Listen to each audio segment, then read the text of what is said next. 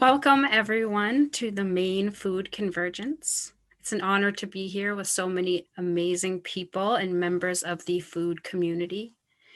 We have gathered here today in this unusual Zoom format to create and build connections with one another in hopes that we can create change. My name is Heather Augustine. I live in Brunswick, Maine. I am a member of the Elsipogtog First Nation, the Mi'kmaq tribe.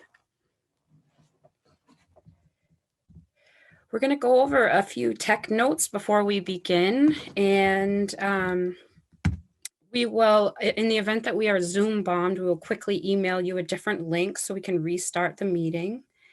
Please mute your phone unless you are talking and mute yourself. If you need a bio break, please do not log off. You can mute yourself and turn off your video, but please do not log off. If you have any tech questions, you can privately chat Steph Cesario.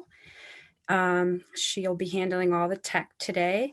And please use the chat options sparingly so as not to distract from the presentation and discussions. And I want you all to know that the chat will be saved for reference, and private chats between participants will also be saved in that process. We will be recording today's session with the exception of the storytelling and taking screenshots. If you do not consent to have your image as part of these files, you may turn off your video camera. If you have any questions about that, you can send a message to Steph, our tech person chat watcher today. So the Maine Food Convergence Project convenes organizations, networks, groups, and individuals to catalyze collective action towards a thriving Maine food system that is equitable, just, and regenerative. It has been an honor to be a part of organizing this event. I believe that we are at a critical time in history as a result of this pandemic. Maybe for the first time, some of you walked into the grocery store last March or April to see empty shelves, and the fear and awareness of how you will provide for your families and yourself became more real than ever. Some of you may have never experienced food security before. We have all come to this convergence with many identities, but the one thing that we all have in common is we eat food.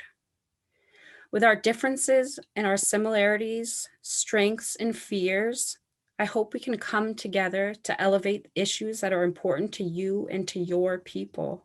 We all have our people.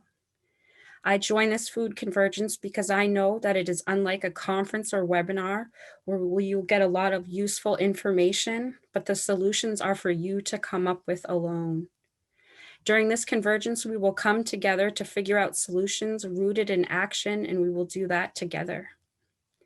The time we commit to sharing our concerns, ideas, and solutions will impact the process of creating a new movement around equitable access of food and land for all the people in this state.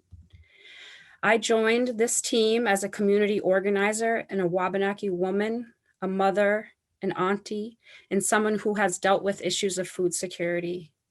I also joined because I strongly believe when we are making decisions about the land, water, and food, Wabanaki voices should be centered in all of those discussions. I do not speak for all Wabanaki people, but I am here on behalf of Wabanaki people, Black, Brown, and other marginalized groups. I know people today who are experiencing hunger. I do not speak for the land and water, but I speak on behalf of the land and water that is hurting and changing in ways that make me fear for my children and grandchildren's future. There is a critical need and urgency for all of us to work against the systems that are hurting our people in this land. We are writing the story together over the next few weeks, and we need you all here.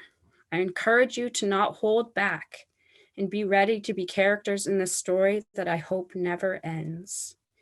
Next, we will talk about our mission and values. Our mission is to develop deeper relationships and greater trust as we co-create an equitable and thriving food system in Maine. Our vision is a Maine food system that fosters the well-being of people, planet, and communities. We value equity and collective power, systems thinking, and networking differently. Our purpose of this event is, and we will centralize marginalized voices within this entire convergence.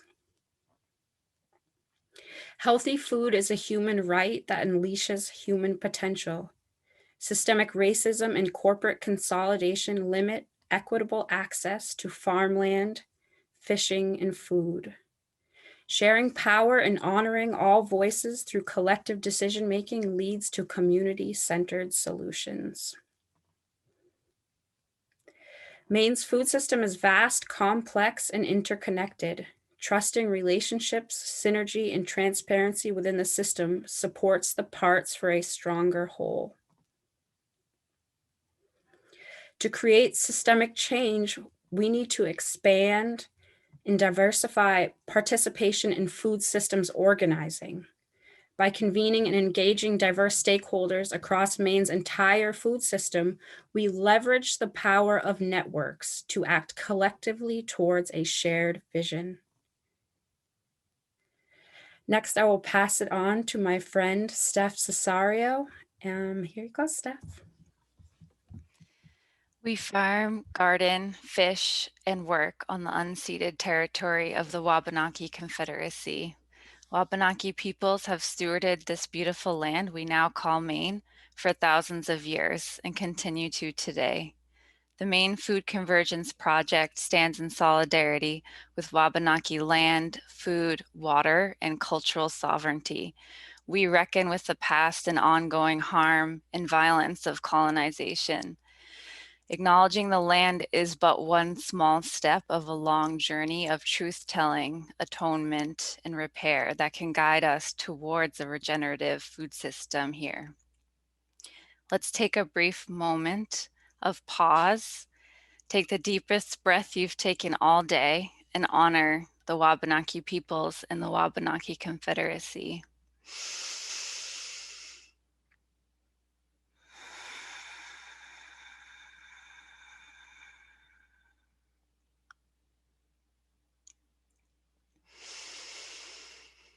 We must center Wabanaki leadership in order to vision a regenerative Maine food system. This looks like decolonization, reparations, rematriation, and more. Refer to the Racial Equity in the Food System resource guide that we sent to you in your participant packet for more information on these terms and why we're doing a land acknowledgement. I'm also going to put a link in the chat to that, as well as other resources on Wabanaki-led projects in the food system. And I'll pass it on to one of our other core team members, Scott.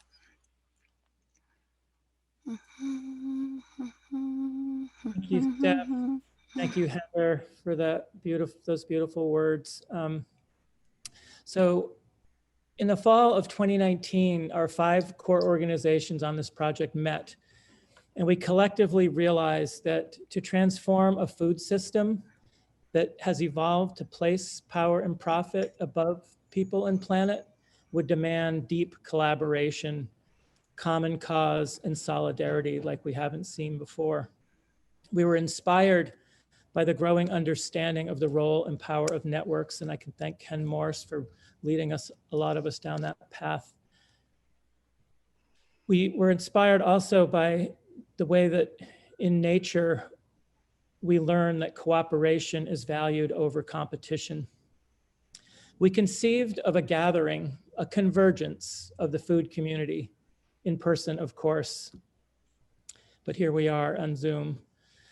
This convergence would build stronger connections, richer relationships, and powerful alliances around a shared vision to create the conditions, the fertile ground, if you will, for positive systemic change.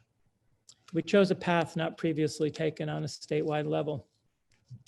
We presented this idea to the Quimby Family Foundation, and a deep conversation with Zach Klein and Hannah Quimby emboldened us to pursue this systems thinking approach focused on relationships and not on determined outcomes. They continued that support of this project with their Boost program, in which Adam Burke and Leah Hurley pushed us passionately to clarify our intent and build concise language around it. Through our roughly year-long planning process, we have already engaged hundreds of people through a statewide survey, 5 regional dialogues, a planning session with over 100 participants, and an expanded and diversified core team. So many positive outcomes have already emerged, and we are just getting started. So now it's your turn to join the fun. As they say, it will take everyone to change everything. Thanks for joining us on this journey. And I'll now hand it over to Annie Doran, our intrepid coordinator, to introduce this amazing team of organizers that have made this happen. Thank you, Scott. So I have the honor of coordinating this amazing project. Hope you'll all see how amazing it is in the coming weeks.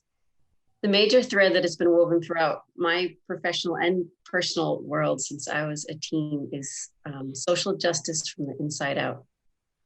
The Convergence team has displayed a capacity to be vulnerable, to lean into discomfort, and build greater trust of each other through the countless hours we've spent preparing for today and the coming weeks and hopefully the coming months and years.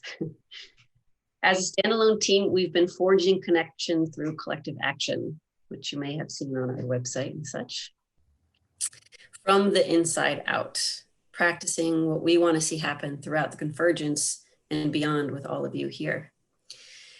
And so it's an incredible honor to present to you Heather Augustine from Wabanaki Reach, who you've already heard from, Steph Cesario DiBiase from Maine Farm to Institution, Rachel Emis from Healthy Acada and the Maine Gleaning Network, Amar Ifeji from the Maine Environmental Education Association and Maine Youth for Climate Justice, Tanya Swain from Maine Food Strategy, Scott Blond from the Center for an Ecology-Based Economy and the Maine Network of Community Food Councils, Harriet Van Vleck, also from the Maine Network of Community Food Councils, Carly Woods from Maine Climate Action Now, also our all-star graphics designer, Laura Gibson, our steadfast intern from the Leadership and Organizational Studies program at the University of Southern Maine, Shannon Brenner, our muchly needed track team support from Community Food Matters.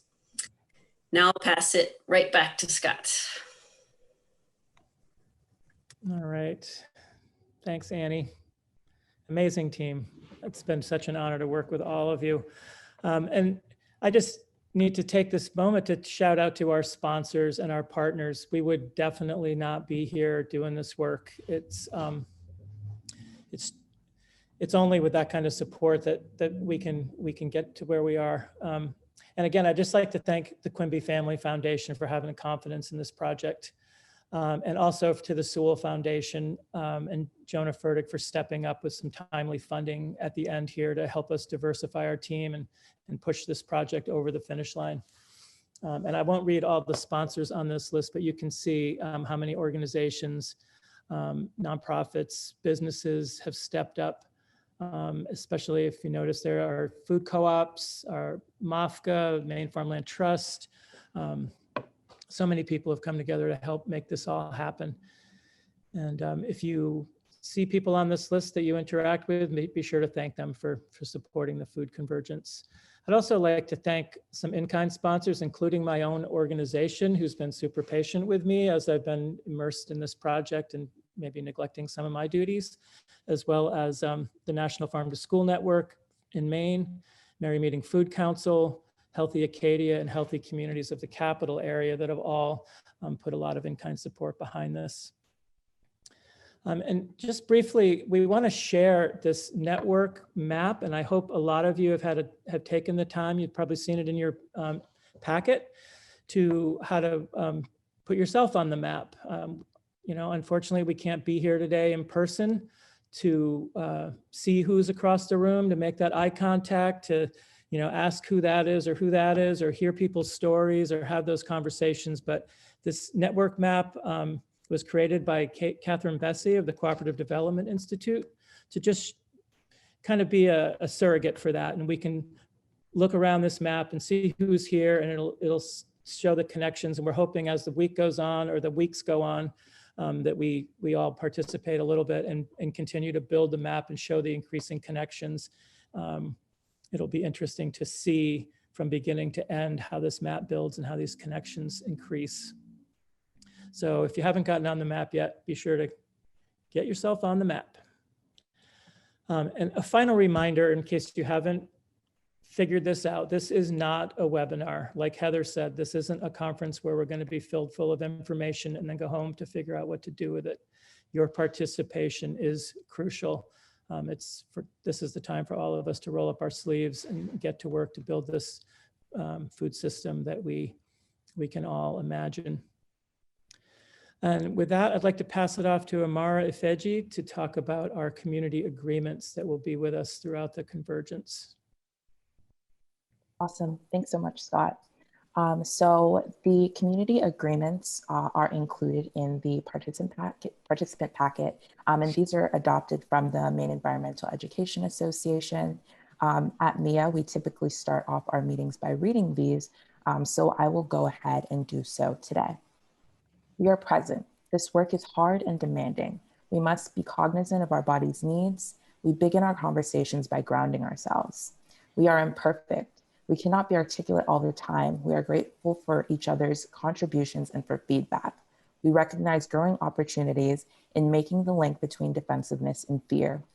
We are transparent, brave, empathetic communicators.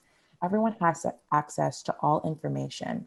Our decision-making is transparent. We embrace conflict as care for our community. We recognize that there are multiple truths. Intentions are clear and they are avenues for modification.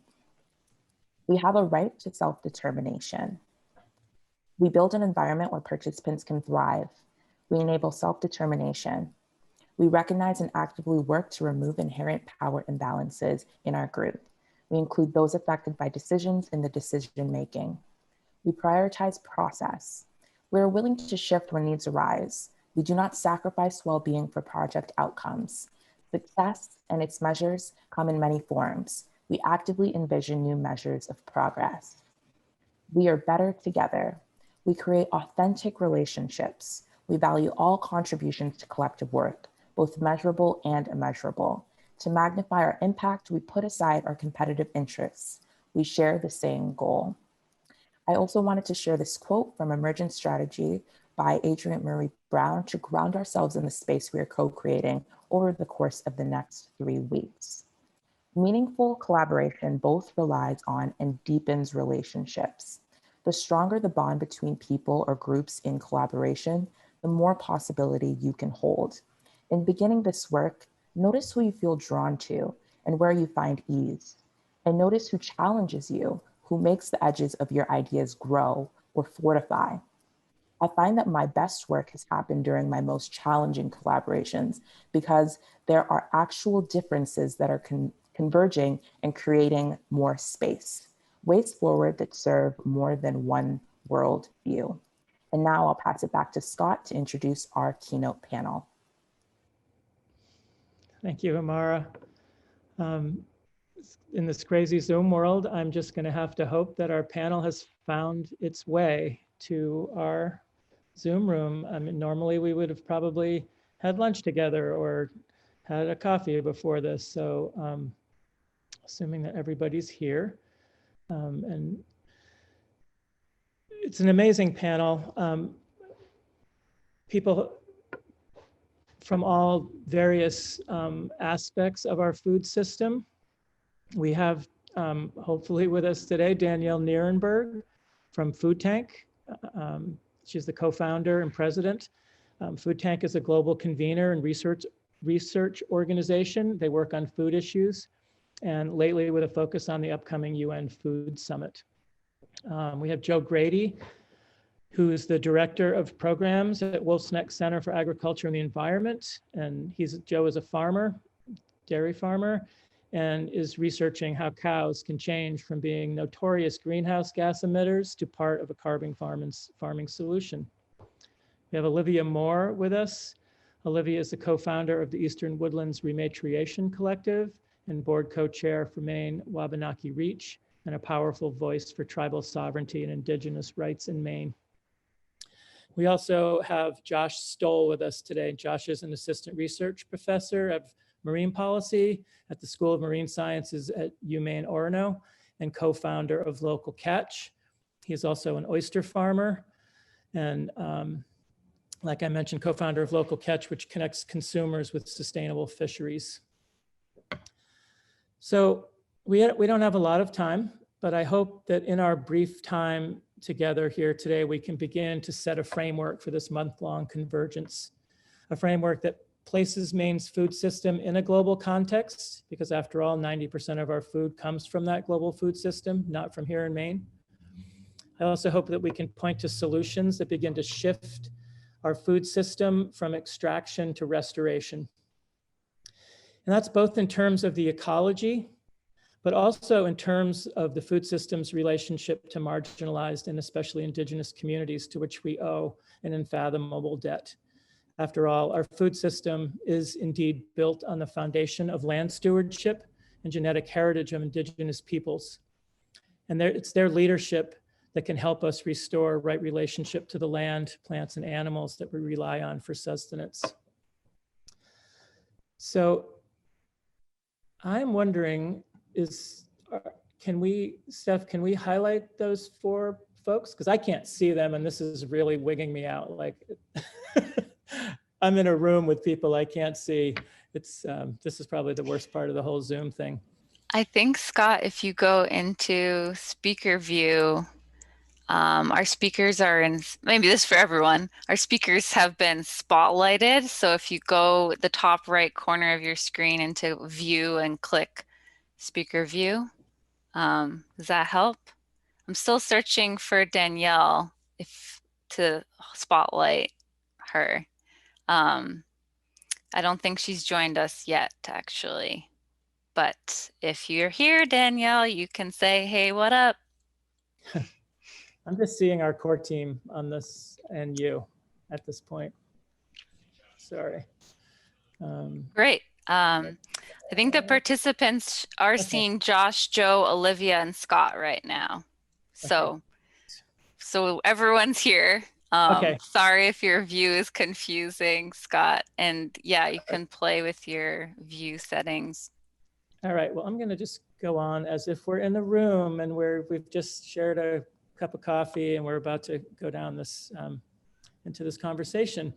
And I'd just like to start the conversation by each of us telling a little bit of a story about how we became involved in food system work. And then I'm gonna ask each of our panelists to go deeper into their current projects and maybe a little bit about the role of networks in their work. And then we're going to talk a little about issues of diversity and representation in our work and the relationship between climate and food and see where it goes from there. So I'll kick off with a little story about how I ended up here. So I've been a gardener my whole life. I started out pulling weeds for my grandparents and eventually became a market grower for my community.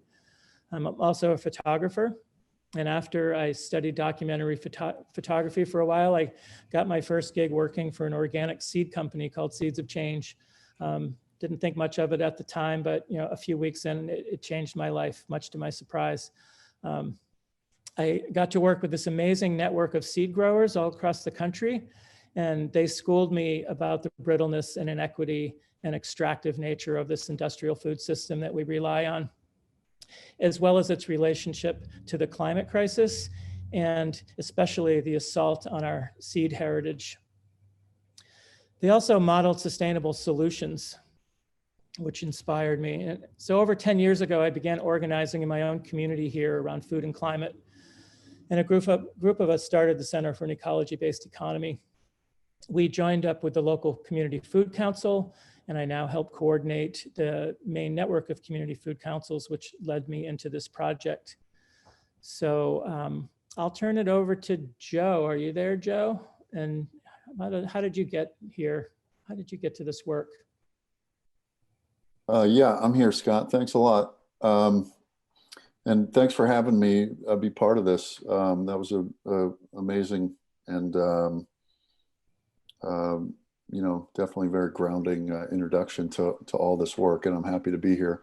Well, I spent the first part of my professional life, I guess you could say, as a high school teacher, teaching humanities, and ended up at a little boarding school in New Hampshire once upon a time that had a organic farm as part of it. And I just fell in love with pasture farming, and didn't know how I was going to make it happen, but knew that's what I wanted to do with my life, and ended up here in Harpswell, and started Two Coves Farm with my wife and family in 2009, and spent the last 8 to 10 years as a farmer, and then was lucky to join with Wolfsnick Center in Freeport a couple of years ago, and have found a great outlet for both of those career paths in the work that's going on there. Yeah, I don't remember exactly who or how I got connected with this group, but I was part of the regional dialogues, and have been really enjoying, being part of this conversation. So thanks again for having me here. Thanks for being here, Joe. Really appreciate it.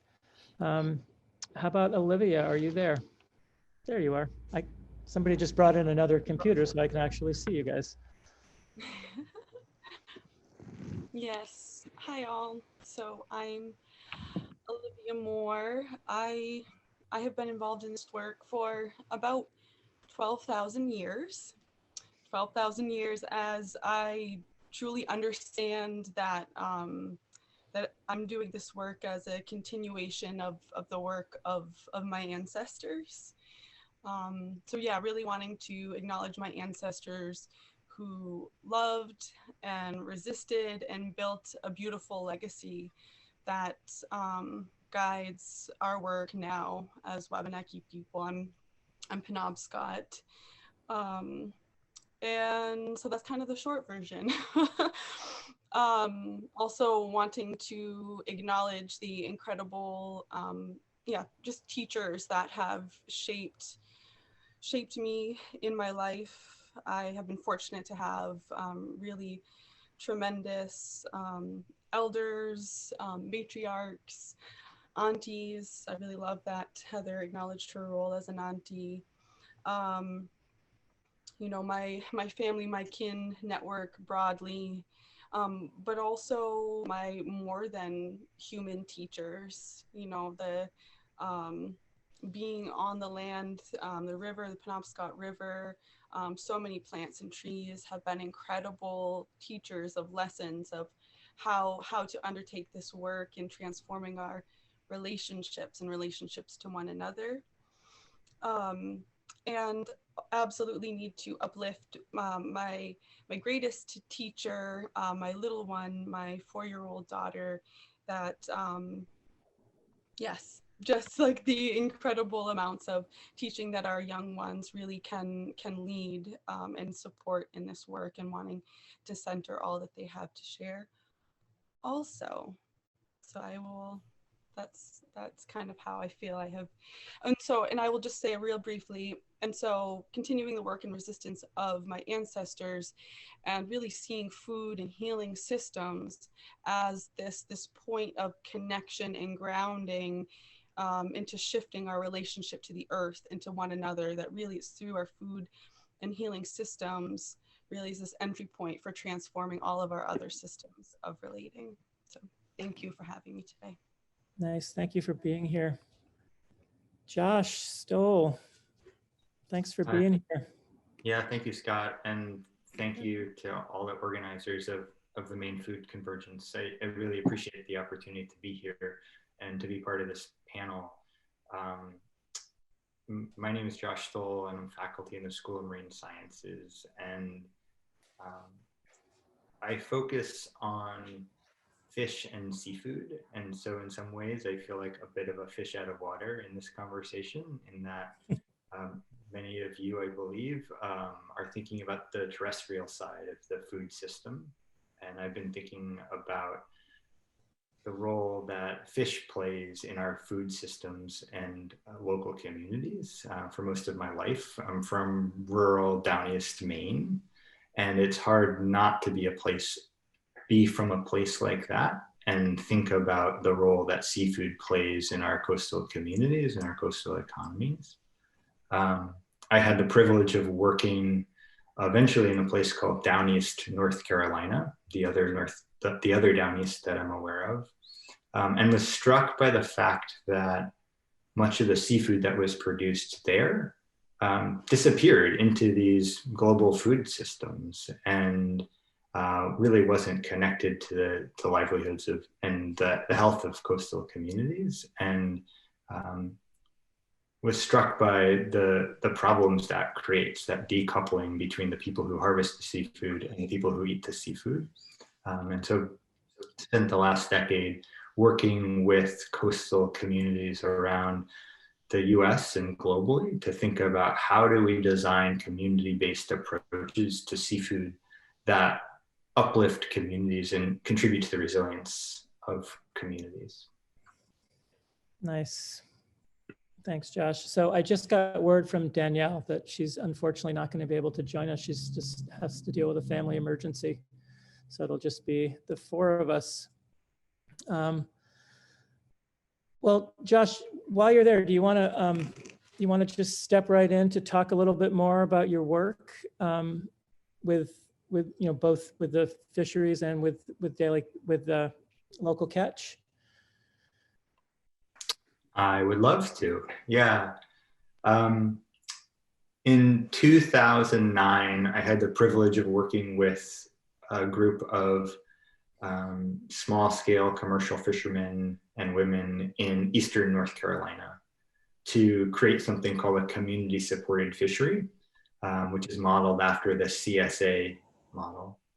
And the basic premise was about trying to reconnect local people to a local source of fresh local seafood. And that work has really been transformative for me personally, and really shaped the work that I've done for the last decade. And what has been so incredible about that work for me is that it was about connecting people in North Carolina to seafood producers in North Carolina. But the work ended up getting national and global attention, where people were saying, how do we make this happen in our communities? Something like close to $200 billion worth of seafood is traded across internationally. Seafood is one of the most globally traded commodities in the world. And communities were reaching out to say, how do we relocalize our seafood system? And that opportunity to connect with and learn from communities around the world about the process of designing values-based seafood systems led to the creation of the local catch network.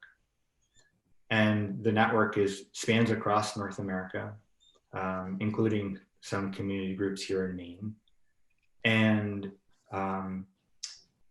over the years, we've developed a set of 9 core values that center our work. So we're a values-based network. And we're currently working on sort of 3 core objectives. The first is to help existing community-supported fisheries be sustainable and viable. And we're doing that through technical assistance, through the design and development of an accelerator program, through peer-to-peer learning. We host a semi-regular summit. The last one was last October, 1.5 Octobers ago.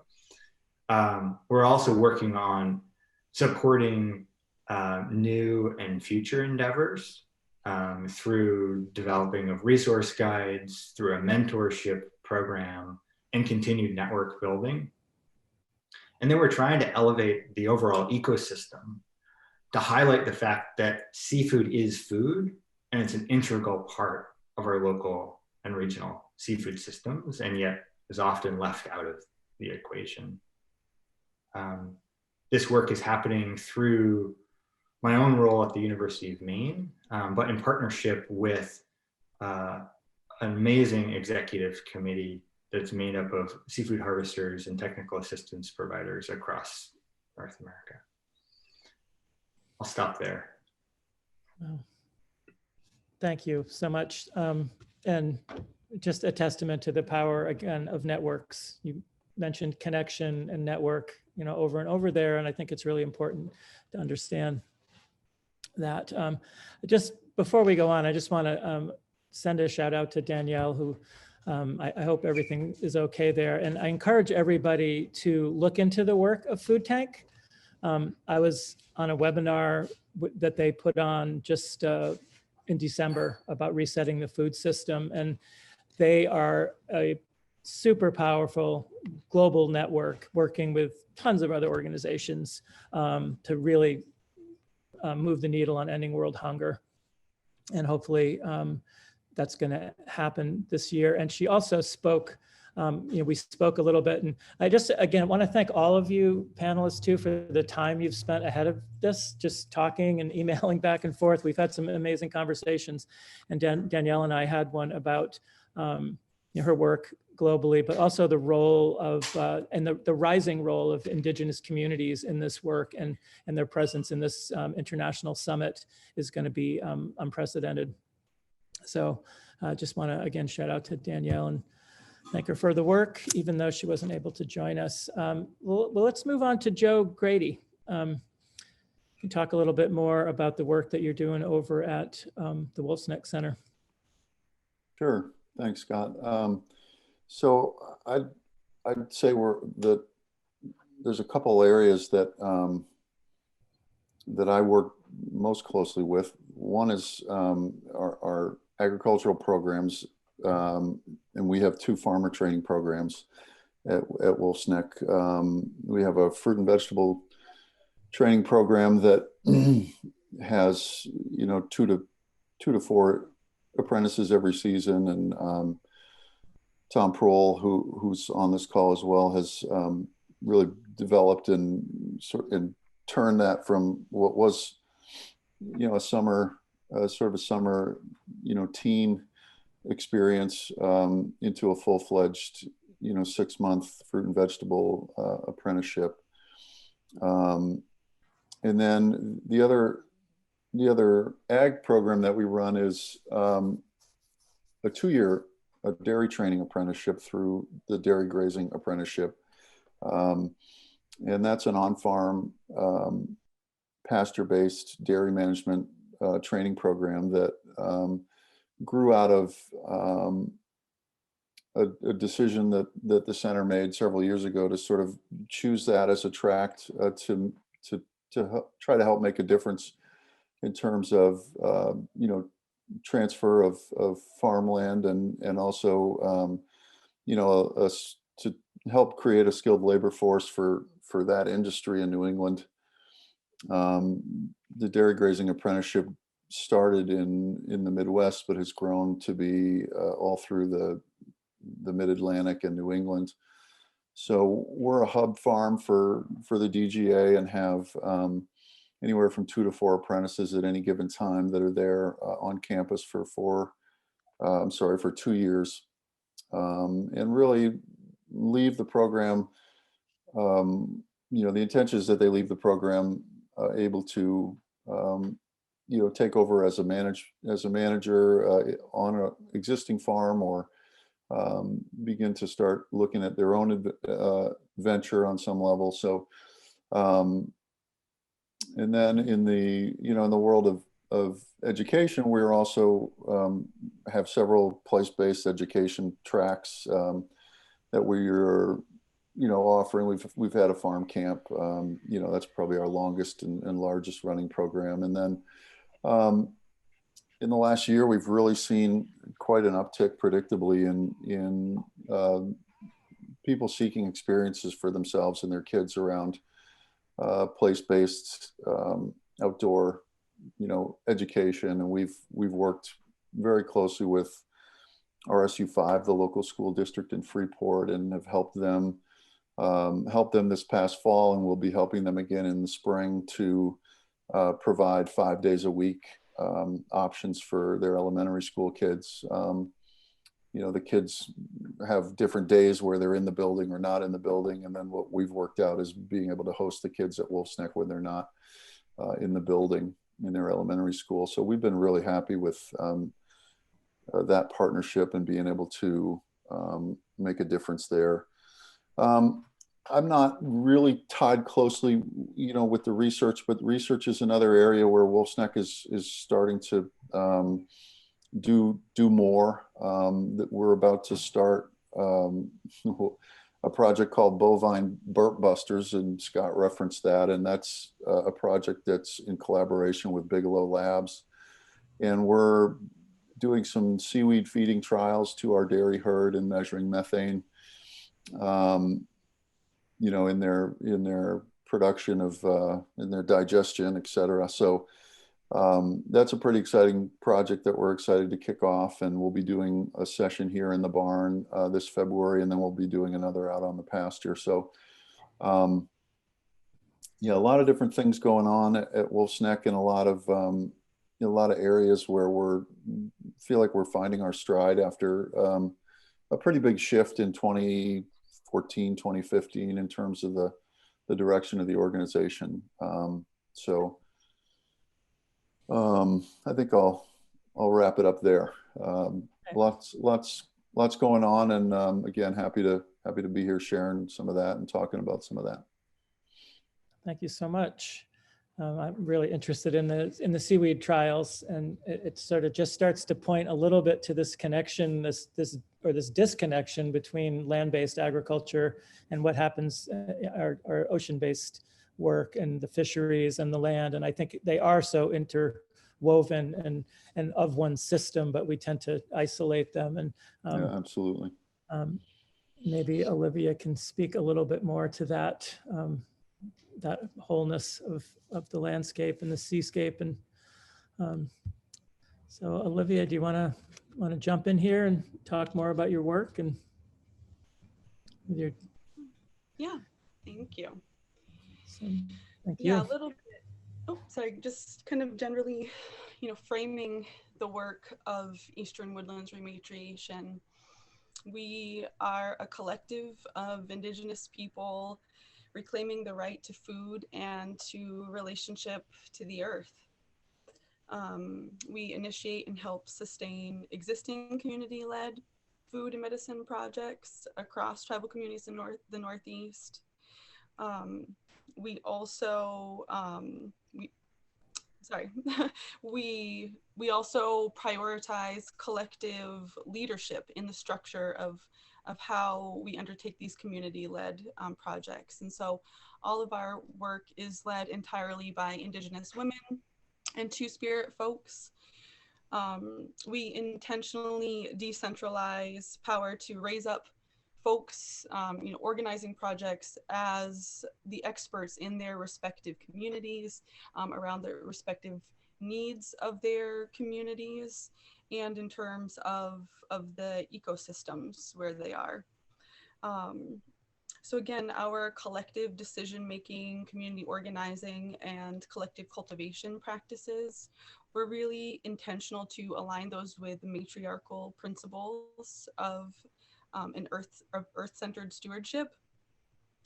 And so we're striving to restore our polycultural food systems and local fisheries. And an important piece of that is assuring the transmission of traditional medicine and foodways, and really intentionally re-engaging the spiritual foundations of our livelihoods as Indigenous people. We embrace agroecology and anti-oppression, anti-violence frameworks as a pathway to food sovereignty and the rebuilding of agroeconomies. So we really understand that the relationship, again, so like this framework of what it means to rematriate for Indigenous communities, for Wabanaki communities. Our traditionally we were organized within matriarchies, right? Matriarchal structures of relating one another, but also to the earth.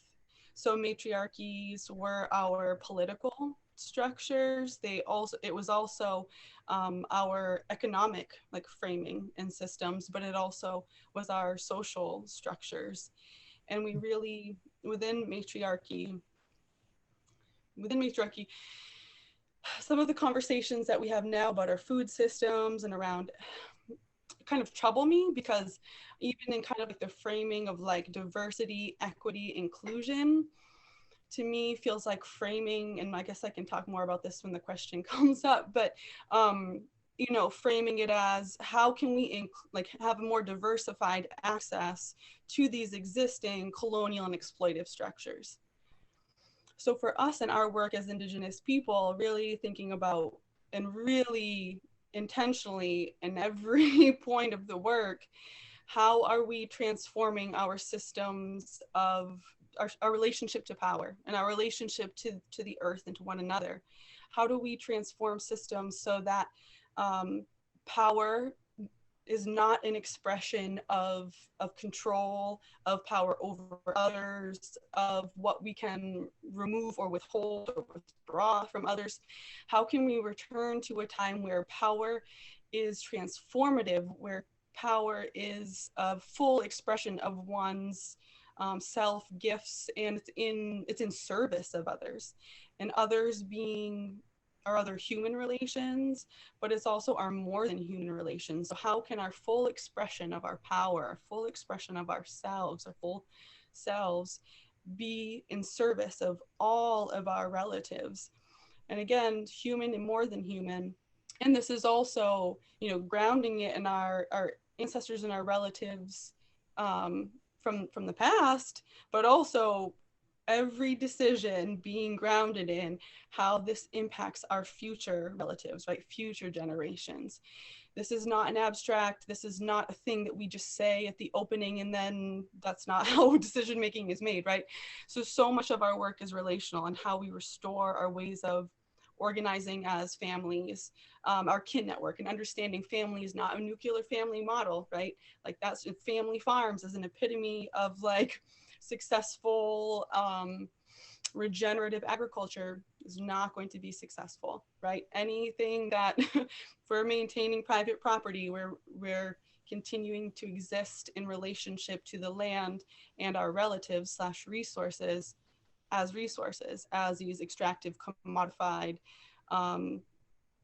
entities, right? So it's not going to be through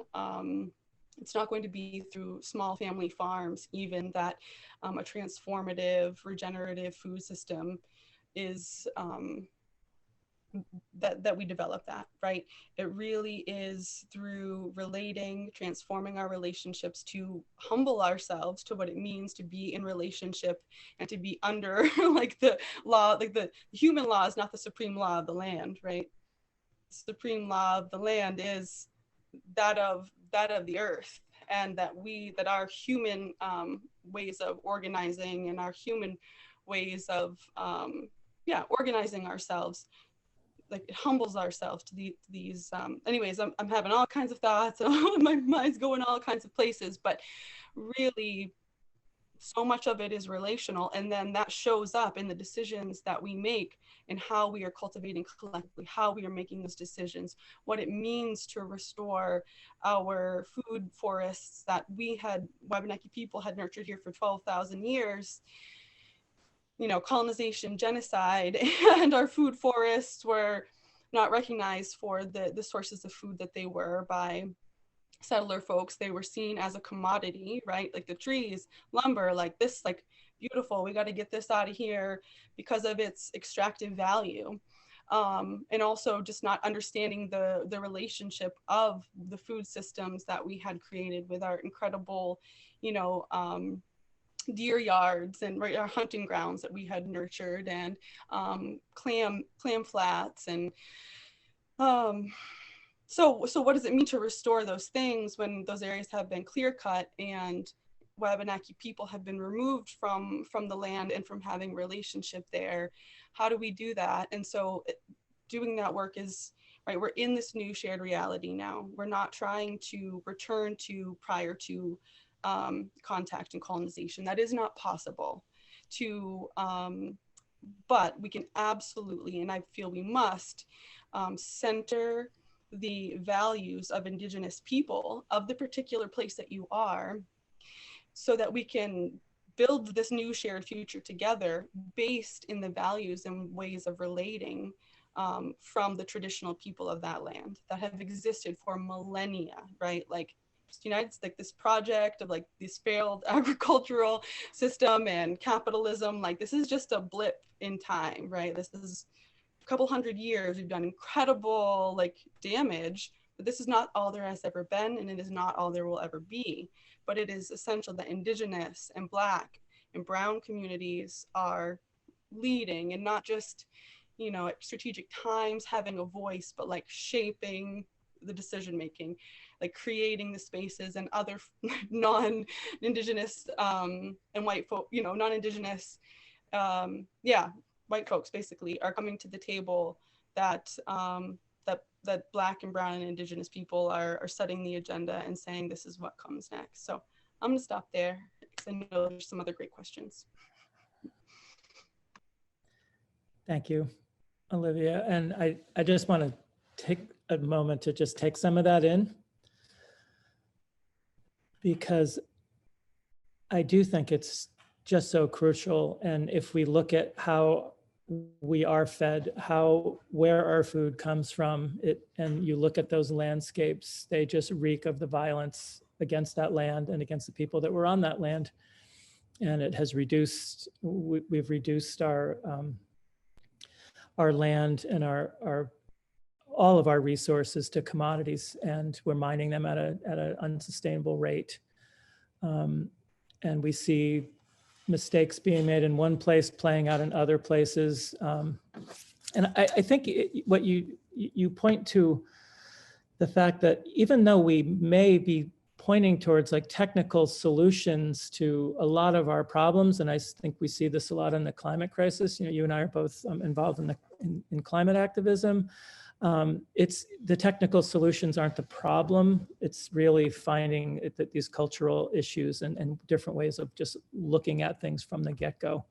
And I really appreciate all of that sharing there. I teach permaculture. I've been involved in permaculture for a long time. And I just right now would like to acknowledge that the debt, because everything that we talk about in permaculture, there's just a huge debt to that way of looking at nature and looking for that inspiration and looking to restore that kind of those kind of systems that your people, the people that were on this continent before contact, no one even knew that could see the extent to which this continent was a managed ecosystem, and that people were thriving as one with that landscape for all of that time. Scott, I'm so sorry. I just want to jump into the gentle reminder. We have about 12 minutes before we have to move on from this amazing panel. So just wanted to give you that little time. Got it. 5:09. I'm ready. Great. Thank you. 5:09. So along those lines, I just give everybody, so this past year has been just a crazy transformational time. We've had the Black Lives Matter protests have brought racial injustice to the forefront. At the same time, we've also in Maine, we've a lot of us have been, you know, aware of the movement for tribal sovereignty here. Our tribes in Maine are one of some of the few in the whole country that don't have their sovereignty. And if you look at like the climate movement, especially, we've seen the leadership of tribes, of Indigenous people at the forefront, and really have in many ways just transformed the climate movement, and we wouldn't be where we are without that.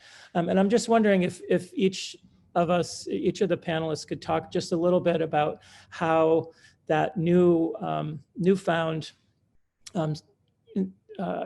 interest in diversity and equity and inclusion and justice in our work, in our organizations, how that's playing out. And I know we've all talked about this a little bit. Josh, do you want to start and just talk a little bit? I know that in your fisheries work that you've looked at this some. Yeah, thank you. And Olivia, thank you for your comments. I really appreciate those. I want to start by being really transparent and honest that I feel like I have a lot to learn in this space. So with that, I wanted to sort of make 3 points or 3 sort of observations. The first is about indigenous fisheries in Maine. And this is not something that I have much expertise in, but it's pretty clear that the Wabanaki and indigenous peoples in Maine have been really marginalized in the fisheries process, and fisheries rights remain highly contested. And that's a live issue that people here in the state are grappling with. When it comes to the work that we've been doing through the local catch network, we've been thinking about this in a few different ways. I mentioned that we have, over the years, developed a set of core values. So we have 9 core values. We have drafted a 10th core value around equity and inclusion that our network is actively processing and thinking about. We also have Indigenous representation on our executive committee. And we were fortunate to hire our first national coordinator. And as part of that, 2 of the 4 people who were part of the hiring committee were Indigenous. So we've been taking and trying to learn about how to foreground diversity and equity and inclusion as part of our work. We also are launching an accelerator program to support community-based organizations that are doing this type of work. And as part of that, we are focused in particular on working with BIPOC communities. And so look forward to learning with them along the way. One of the questions sort of related to this that you didn't specifically ask, but I did think about a little bit in prepping and preparing for this conversation, is around Indigenous leadership in food systems space. And so I want to flag that too. There are many examples in fisheries, and one of the ones that comes to mind is actually from Washington State on the West Coast. And that is work that the Nisqually tribe and others did to regain sovereignty or co-management privileges of their fisheries. And that's work that Willie Frank Sr. and others have done, and would encourage anyone who's on this call who's interested in Indigenous fisheries rights to spend some time learning from that case, because I think it has relevance here in Maine and other places. Thanks, Josh, and thanks for the candidness there. It sounds like you guys are moving in a good direction with that. Joe Grady, we've talked a little bit about this, and Wolf's Neck and the fact that is on formerly indigenous land, and the whole notion of regenerative agriculture, and not previously acknowledging that history. And did you want to just talk about that a little bit, and the work Sure. that you guys are doing now? Yeah, I would start along similar lines to Josh, and just saying that this is certainly an area where I'm clear that I have a lot of learning to do, and a lot of listening to do as well. And I think that over the last 2 years since I've been at Wolf's Neck, I think it's become very clear that that this needs to become core to the work that we're doing. We have a group that is putting together and finishing an acknowledgement, a statement of acknowledgement, and but beyond that, we just are clear and have become very clear that this needs to become a central focus of our work. How to do that, how to translate that recognition and acknowledgement, and I liked your phrasing, that unfathomable debt into the work that we do, and our mission is to transform people's relationships to food and farming, and that can't happen without this being a central piece of that story. It's just not possible. And so listening to those voices in our community that have that knowledge and have that message to share is central to our work. And I think that's a piece of the network component that you're talking about, and I think it's part of a journey that we're all happy to be on, and recognize that we've got a long way to go. I think included in that, we're also clear and are putting increasing amounts of effort into trying to make sure that our programs and the work we do is accessible to a wider variety of people. And I think that's a key piece of the work that we're doing too. We're clear that in order to fulfill our mission and in order to share our message, we've got to continue to work to seek support and create connections that we need to make in order to allow greater access and a greater reach and greater accessibility for what we're doing. Great, thank you, Joe. So we're down to the last couple minutes, and I really appreciate that conversation. I just wanted to bring it back around to the climate a little bit. Food and climate climate's going to be centered throughout this, and it's pretty clear that the food system is dramatically affecting, this destructive food system is affecting our climate. It's super vulnerable to the climate, and the way we grow food has the opportunity to mitigate some of these climate issues. And I'm wondering, Olivia, if you could talk a little bit about what you see, what the people you work with have seen in terms of the climate, and how in your work with this forest woodlands rematriation that you're thinking about that adaptation to the climate. So I'm actually going to take the last couple of minutes to say something else. Okay. So I do appreciate Josh and Joe just sort of like acknowledging the realness of like, what, that there's more work that needs to be done around that for their organizations. And a few pieces, thank you for elevating certainly not formerly Indigenous land, all still Indigenous land, continue to be occupied, right? And so in thinking about how, programs work, organizations, movements that are looking to support transformation of our relationship to the earth, to our food systems, it absolutely cannot be transformed. We cannot mitigate climate crisis without addressing white supremacy and settler colonialism, like period.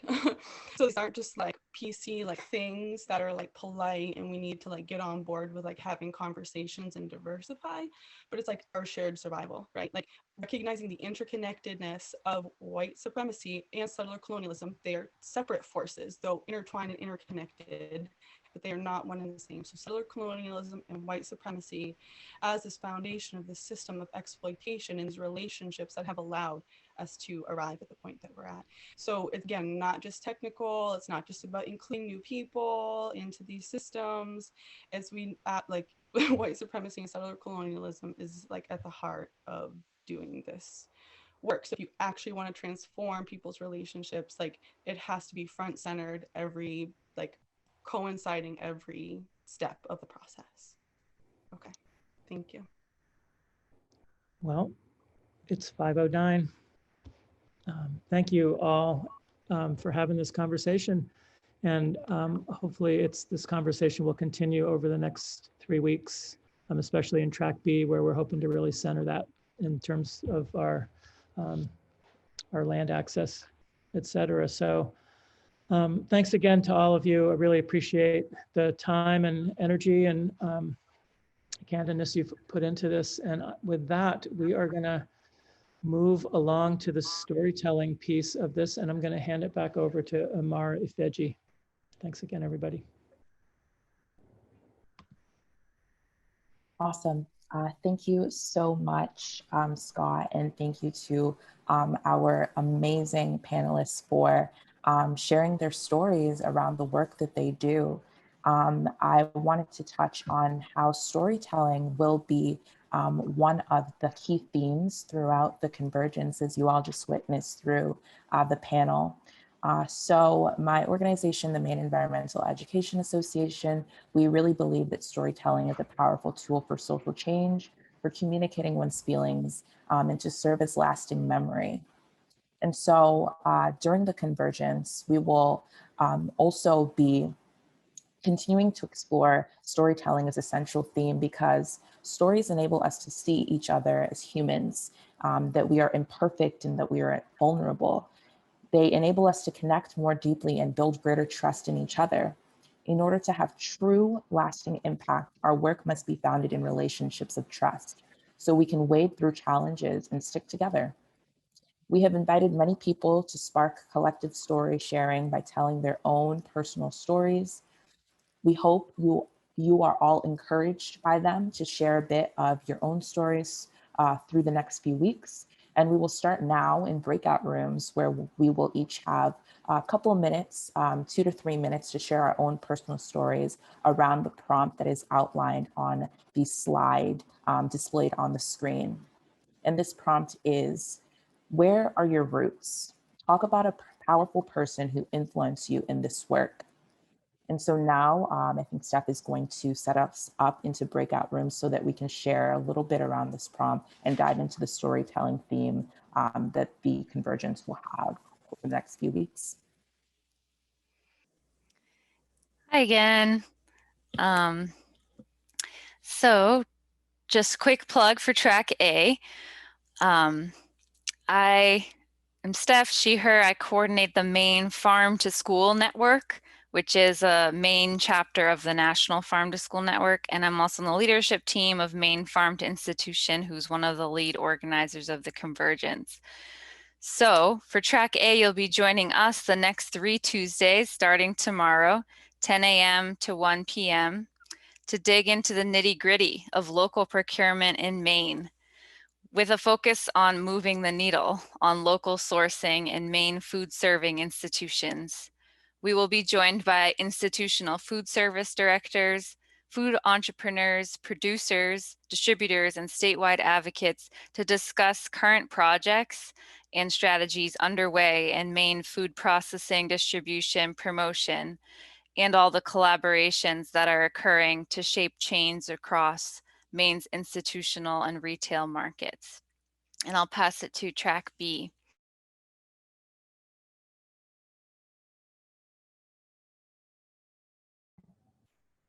Thank you, Steph. So track B is a little different. Heather Augustine, who you met earlier, and I are helping to facilitate that. We're focusing primarily on the production side of things. As you can see from our title, Farming and Fishing, Abundance, Equity, and Resiliency. So we're going to be exploring a lot of issues around food production, both fishing and farming, we hope. And Heather has invited a lot of people from the Wabanaki community to join us. We have also some people from the permaculture community joining us. We're hoping that our first, it's not really a panel, it's like a little keynote. We have 2 people, Jesse Watson from the Permaculture Association of the Northeast and Midcoast Permaculture, and Kessie from the Eastern Woodlands Rematriation Project are going to talk a little bit about those 2 projects. And we're hoping to really kind of build some bridges in this project and also focus a lot on climate resiliency, just see what we can do to increase local production, to increase food security for Maine. You can see this is our systems map here, and I'd just like to make a shout out to Peter Woodrow around, he created these systems maps for each of our tracks, and spend a little time, and we're not going to obviously go through this now, but spend a little time with the systems map and you can kind of see the issues that we're working with and the different priorities that we're going to try to boil down. So we're working on equitable access, we're working on regenerating our resources, we're looking at barriers to people getting into farming, and we're looking at the whole labor issue situation here. So look forward to seeing a lot of you over at track B, and I'll pass it on to Lee, or no, I guess it's Shannon is doing track C. Yes, sorry, juggling sliding slides and mute button. Okay, so for track C, I've been able to be joined by some people who are on this call and some other really fabulous people to shape this track around healthy food and breaking down the barriers to it. So we're talking about food insecurity and we're talking about food access. And I think especially now in the wake of the COVID-19 pandemic, I think that those topics are on a lot of people's minds. Feeding America is shows that the projected Maine rate of food insecurity will be 16.1% in 2020. So we clearly have a lot of work to do to come together and to be able to work on these issues, especially when we think about how food access and food insecurity is compounded by systematic racism, and looking at the top, what we've been discussing with Wabanaki sovereignty and the effects on Indigenous communities and their ability to pursue cultural foodways and access the food that they are looking to access. So we are super excited to continue to strengthen our networks and to work together to build this equity for access for all. This is our systems map. We by no means have claimed to solve food insecurity here. This map is just a starting point. Again, as Scott said, shout out to Peter Woodrow for helping us start this conversation with this map and provide this visual. And we look forward to working with everyone in our track, examining potential leverage points and where we might be able to make the most of this conversation around breaking down barriers for equitable access for healthy food for everyone. So track C will be Thursdays 4 to 7, and I hope to see many of you there. And so with that, we would like to start wrapping up our opening session here with hearing from David Patrick and Desiree Vargas of Centering Diversity, Equity, Inclusion with Racial Equity and Justice, which is their organization based in Bangor. We've been so fortunate and grateful as a team, as a Convergence team, to be able to work with them. And we're just starting our work tackling these issues and working with them, and we look forward to continuing to have their leadership shape the direction of this conversion. So thank you so much, Desiree and David, for joining us this evening. Hi, thank you. Hi, thanks for having us.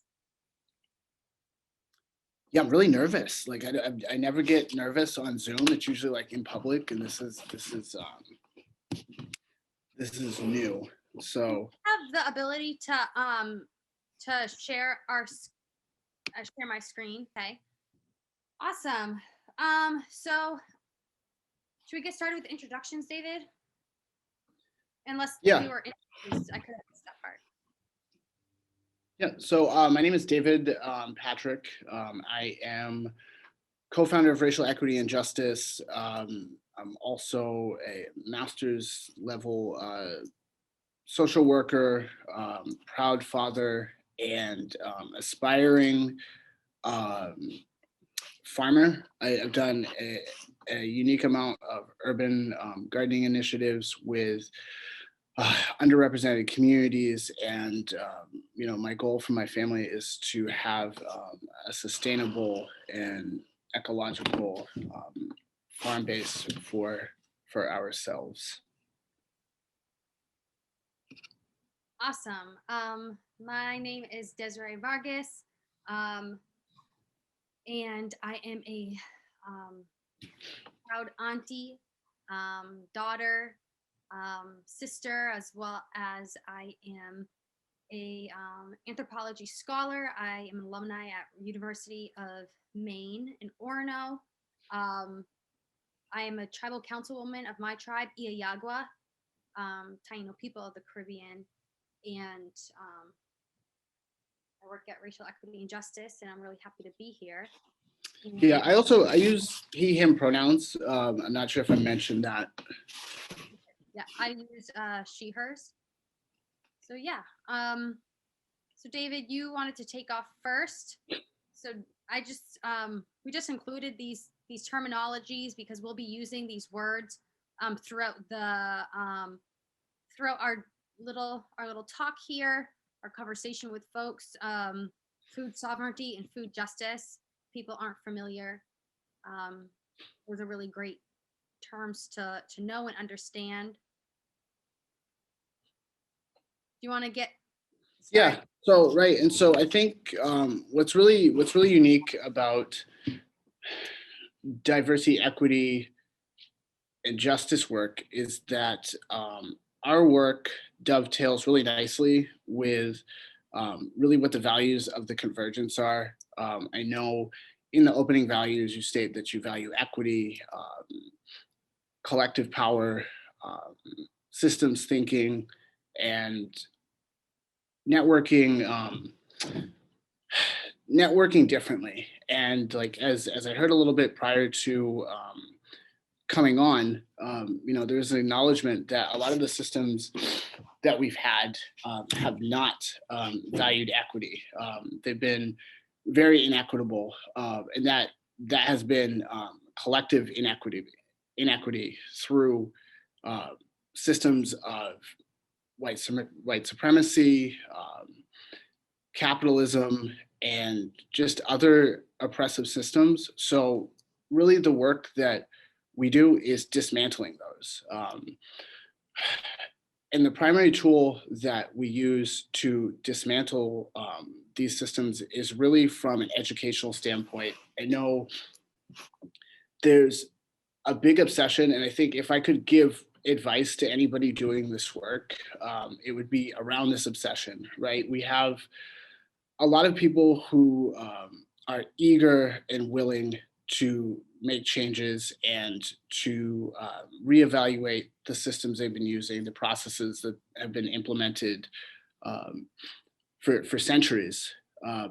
But we seem to get focused on the people who, no matter how much education, no matter how much data, how much information, or how much is presented to them, they're still going to hold outdated ideologies, perpetuate prejudice and oppression and white supremacy. So similar to this Convergence, our work is based on providing people with tools to, build more collective power and to build a broader perspective of evaluating how we network with centering Black, Indigenous, people of color in the middle of that. So do you want me to go? I'll go over some of the identity stuff. And so, right, a lot of the work we do is based on creating equitable spaces with individuals that share a lot of these identities. This is by no means the totality of identities that are shared, but I feel as though a lot of these identities are ones that people will encounter throughout the month of work that you'll all be doing. So ethnicity, gender identity, age seems to be a really big one working in collective spaces, whether it's bias towards, maybe those who don't have as much experience, or a bias towards people that have been doing this work for a while and maybe the thought that they won't change or they're not approachable or something like that. It's just all common things that we've encountered in our work with organizations and other entities. Sexuality, disability, and really moving forward, one of the terms I'd like to introduce is that we have been, this is an outdated term. I know it's been shared a lot in a lot of circles, and a lot of people may not have any issue with the term disability, but we like to use exceptionalism and just kind of change that narrative around from an empowerment standpoint. And of course, culture and class.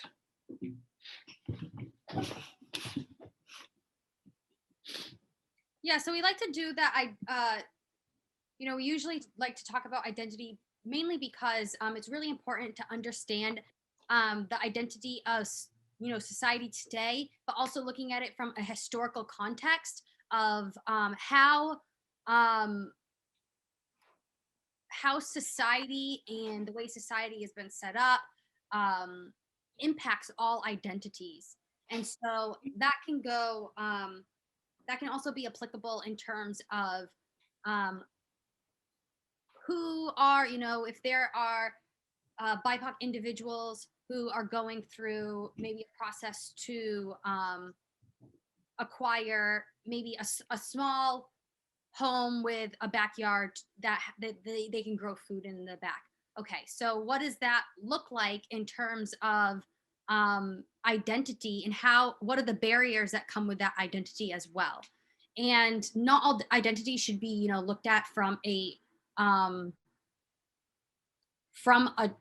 trauma standpoint, but it's really important to understand in a trauma-informed way of identities and how they are discriminated against, oppressed, marginalized, exploited, disenfranchised, because there are societal facts that there are identities that are born into society, and those barriers can change over time, or the gap can grow bigger. But it's really important to understand agents and targets identities in society, mainly because agents tend to have more power, representation, resources, access to power and resources, and not all agents have to be doing these acts of discrimination, oppression, marginalization, and so on. Agents can use their power, their access to power, their access to, their ability, maybe their representation, their voices, resources, in order to change how society is set up and how targets interact with society and those barriers as well.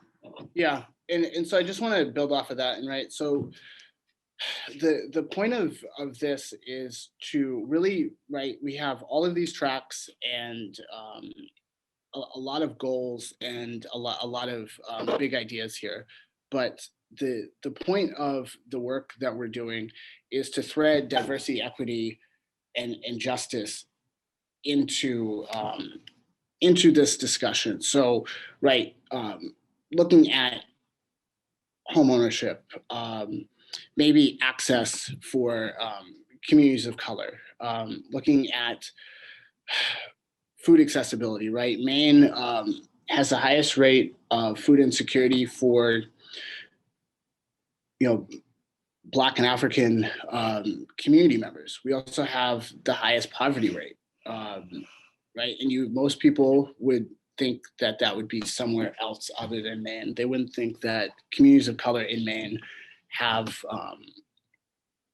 all of these barriers. So as we examine, each of these discussions, whether it's about farming, whether it's about fishing, whether it's about sourcing food, providing meals, food security, any of these discussions, it's, taking that extra kind of pause and hesitation to see that with all of that kind of abundance of the relationship of targets and agents and discrimination and oppression and things like that, how is somebody even more marginalized within the margins food insecurity through this space. Yes. And just an example of how structural racism, inequality, even individual racism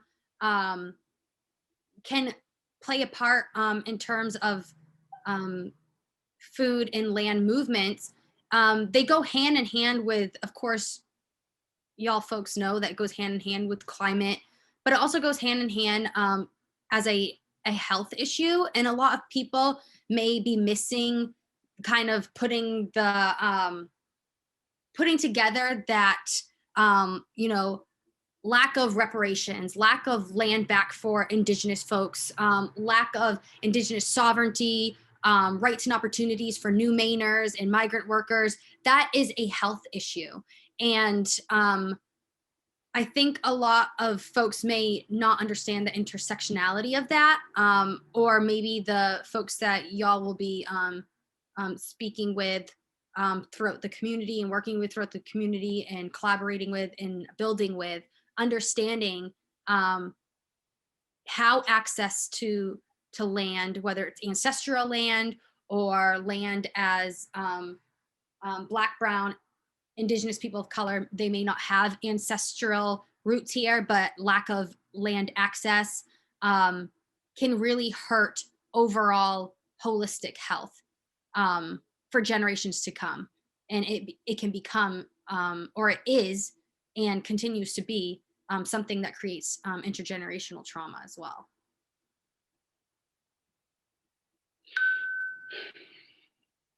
Yeah, right. And so just to kind of weave this in, right, I know one of the goals is to develop and strengthen trusting relationships, and right. And so as participants are attempting to do that without tokenizing those that you're interacting with, or doing it in a way that's not organic, really be aware and be mindful of all of these factors that are impacting community members. Like, right, we talked a little bit, it keeps switching. Yeah, because I don't know if you want me to be on this one or oh, I'm sorry. Yeah, No, I'll give a thumbs up. Yeah. Okay, great. So right, and so these are all the factors that are impacting individuals of color on a regular basis, right? I think a lot of the times we think of racism and we think of that really overt, in your face racism. We think of racial slurs or the Confederate flags and swastikas and things like that. We don't think of the ways that racism impacts people. So, right, if you're encountering the systemic, ideological, and environmental racism in your daily life on a regular basis, as well as like overt individual or interpersonal racism, you're not going to have a lot of trust. So to develop and strengthen relationships with individuals who are experiencing this, there's a lot of patience, and I'd say a lot of just patience with those community members, listening to their challenges, not making assumptions about what they need, really taking a directive from those communities. And what seems to be the biggest challenge, I know we've discussed this for a long time, is that communities of color can say what they need for a long time and nobody will listen. And it seems like when somebody outside of that community makes a decision as to what we need, people are willing to take action on those, but not on the things that we communicate ourselves. Yes, and I would add that another step to help build relationships and bridge some gaps here is, like David said, you have systemic, ideological, environmental, and individual impacts on folks, Black, Brown, Indigenous people of color, overall livelihood. So the work that y'all are doing, how does that become accessible to BIPOC folks, and not just accessible of the services that folks can offer, but also decision making. And we always talk about what that can look like. It could be that people who may be identities could be more agents historically. Maybe there's more privilege, access to power, decision making, may need to step back. So then by POC, individuals can step forward and that space is prepared, because it is really difficult to be invited to the table, but there's actually no space at the table. Or there's that, like David was saying, that distrust, and maybe that comes from maybe folks being invited to the table, but not being trusted to do certain things, or have certain positions, or to feel accepted, because there's a difference between having diversity at the table and inclusion in the table, but then also having the ability to have power and decision making at the table as well, and have those followed through with and led. So Yeah. this, We do just have to move on to our conclusion in just a minute. I'm so sorry. We could talk about this for so much longer, but we do just have to wrap up shortly. Thank you. yeah. So we were just going to wrap up with how this all can be applied to food, land, and climate movements. We kind of just use something that could be easily remembered. BIFAR, building, implementing, following, accountability, and reciprocity. It's really important for folks to not just, and this, we kind of did this in a decolonized way. You know, you're not just planting and nurturing and harvesting, you know, with the earth. You're also doing this with in relationships, and being able to nurture relationships in a holistic way, and doing it in a way that's culturally sensitive, with human relatives and non-human relatives, and being to implement ideas and innovations and practices and leadership from multicultural communities. The F is for following Wabanaki leadership and wisdom, ancestral pathways without gatekeeping. That's really important. Or creating extra barriers for their leadership and expertise. David, do you want to go over accountability and reciprocity?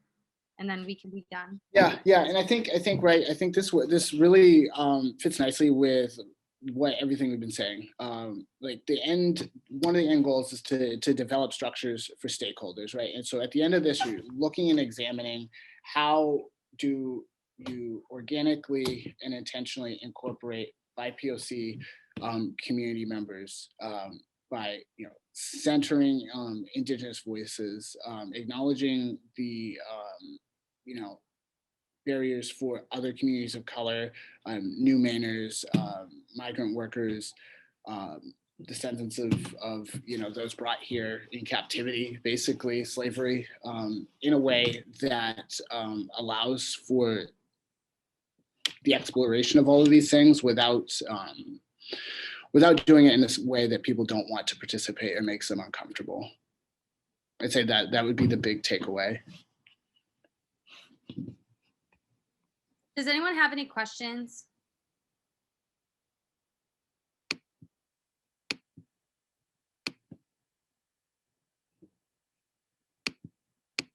We're also going to have a real brief Q&A next, and we're also encouraging folks to pipe in on Slack or email me, so I can always forward you all on questions that arise, for sure. Thank you so much. There is a question in the chat of just David and Desiree, if these slides could potentially be accessible to participants, the ones that you shared. It's okay if not, you can think about it. Sure, yeah, I guess which slide, I would be curious to be which ones in particular. Or if is it all of it? Maybe This is Annie who's coordinating. I can also, whichever slides are being asked to, I can communicate with you all. someone gets all of it. Put in everybody's participant packet, so you all will get them in there. Yeah, we can certainly share them. Like you said, we had a brief amount of time, right? We're going to be talking throughout the month and joining. And this is just, it's a lot to cover. And I don't anybody feel bad if they didn't all digest it in a 15-minute session. This is a lifetime of work, and this is a great project, to say the least. Most initiatives aren't threading this all together throughout the entire month. It's usually 15 minutes and that's it. So thank you. Thank you both so much for being here and working through all of this with us. It's a long road. Awesome. Thank you. Thank you. Thank Thanks you. so much. Thank you. Bye-bye. Bye. So I think we're going to take, if we have time, maybe 1 or 2 questions, if anybody has them in the chat, and then we're going to encourage folks to get on the Slack channel if you want to have further discussion. So if anybody does have any last questions, we can take a couple of them in the chat. I see some people starting to sign off because we're at time, so.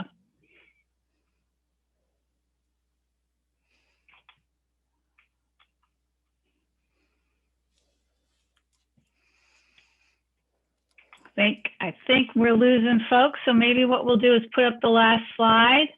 And again, encourage everyone to connect outside of the track sessions on the Slack channel that you should have received email information on. Thanks to everybody for joining us today. We'll look forward to seeing you over the course of the next few weeks. Thank you all for being here today. I just want to take a moment to read this last quote before you all head out. When everything collapses, the life-saving infrastructure is our knowledge of one another's skills, our trust of one another, our capacity to forgive our neighbor, work with our neighbor, and mobilize. When everything collapses, no ATMs, no water, no food, no diesel, no communication, you have to tap into a pre-existing system of trust and dignity and reciprocity. When disasters happen, the person right in front of you is your best chance at survival. That's when we understood the times we will be facing are going to require us to recognize that the most important thing around us is community. This community is our best by Christine E. Nieves Rodriguez. Thank you all. Thanks everyone for being here. Have a wonderful dinner.